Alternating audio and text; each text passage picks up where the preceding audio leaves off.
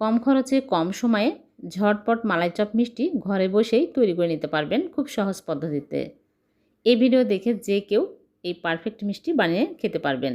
তাহলে চলুন ঝটপট দেখে নেই। প্রথমে একটা ডিম ভেঙে নিচ্ছে। ডিমটা নর্মাল তাপমাত্রার হতে হবে। যদি ফ্রিজে থাকে তাহলে আগেই বের করে নর্মাল করে নেবেন।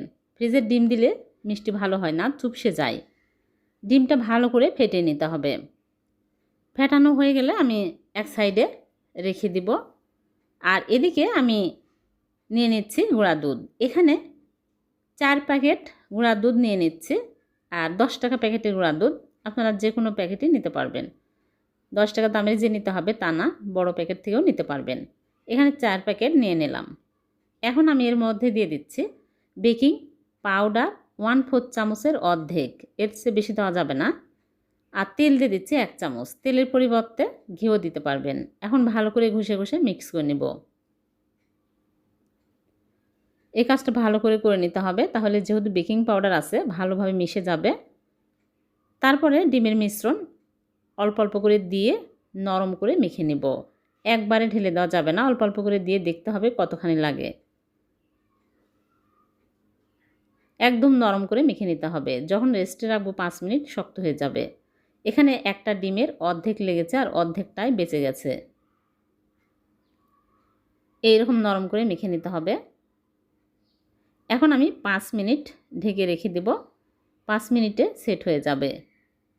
হাত ধুয়ে এসে হাতে ঘি লাগিয়ে তারপরে চামচ দিয়ে এইরকম করে তুলে তারপরে আমি মিষ্টির শেপ দিয়ে নেব। হাতে কিন্তু ঘি অথবা তেল লাগিয়ে নেবেন, তাহলে হাতের সাথে আটকে আসবে না, মিষ্টি বানাতে সুবিধা হবে। একদম মসৃণ করে মিষ্টিগুলো বানিয়ে নিতে হবে। আর এরকম করে গোল করে একটু চ্যাপ্টা করে নিচ্ছি।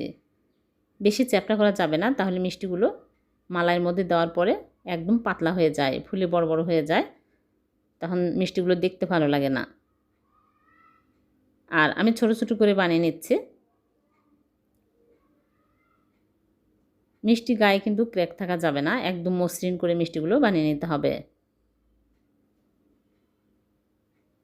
বেকিং পাউডার কম বেশি হলে মিষ্টি ভালো হয় না। তারপরে আমি মালাই তৈরি করে নিব। এর জন্য চুলায় একটা প্যান বসিয়ে দিয়ে দিচ্ছি লিকুইড দুধ। এখানে 4 কাপ লিকুইড দুধ দিয়ে দিচ্ছি।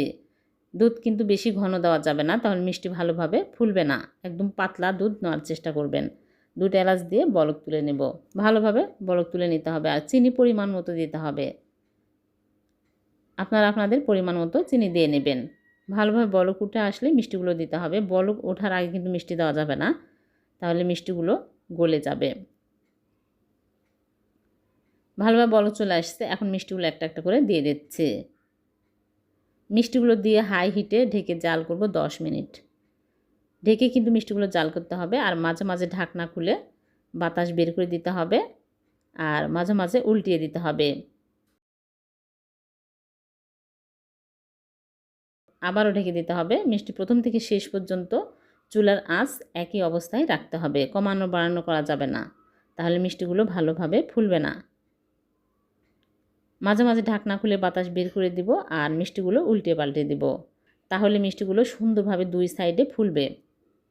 মালাইটা ঘন হয়ে আসছে আর 10 মিনিট জাল করে নিয়েছে, ফুলে বড় বড় হয়ে গেছে। এই অবস্থায় এখন আমি চুলা থেকে নামিয়ে নেব। চুলা থেকে নামিয়ে সাথে সাথে খাওয়া যাবে, আবার চাইলে সারা রাত রেখে দিতে পারবেন। সারা রাত রেখে দিলে বেশি ভালো হবে। মিষ্টিগুলো ফুলে একদম রস খেয়ে রসে টইটুম্বর হয়ে যাবে।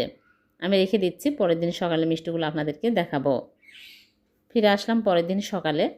মালাইটা একদম ঘন হয়ে গেছে আর মিষ্টি ফুলে কত বড় বড় হয়ে গেছে। আর দেখতে কত সুন্দর লুক আসছে মিষ্টিগুলো। এখন আমি পরিবেশন করে নিচ্ছি। দেখলেন তো কত সহজে হয়ে গেল। কম খরচে কম সময়ে ঝটপট মালাই চপ মিষ্টি। এভাবে আপনারাও বাড়িতে বানিয়ে দেখবেন, একদম পারফেক্ট হবে। সবগুলো মিষ্টি পরিবেশন করে নিলাম। আর একটা মিষ্টি কেটে আপনাদেরকে দেখাচ্ছি কতটা রস ঢুকেছে আর নরম তুলতুলে হয়েছে। যখন তখন এই মিষ্টি বানিয়ে খেতে পারবেন, দোকানে আর যেতে হবে না। উপর দিয়ে আমি কিছু জাফরান দিয়ে সাজিয়ে নিলাম। আর একটা কেটে দেখাচ্ছে, একদম রসে টইটুম্বর সেরা স্বাদের হয়েছে। ভিডিওটি যদি ভালো লেগে থাকে লাইক কমেন্ট শেয়ার করতে ভুলবেন না। আবার দেখা হবে এরকম নতুন কোনো রেসিপিতে। সে পর্যন্ত ভালো থাকবেন, সুস্থ থাকবেন। আল্লাহ হাফেজ।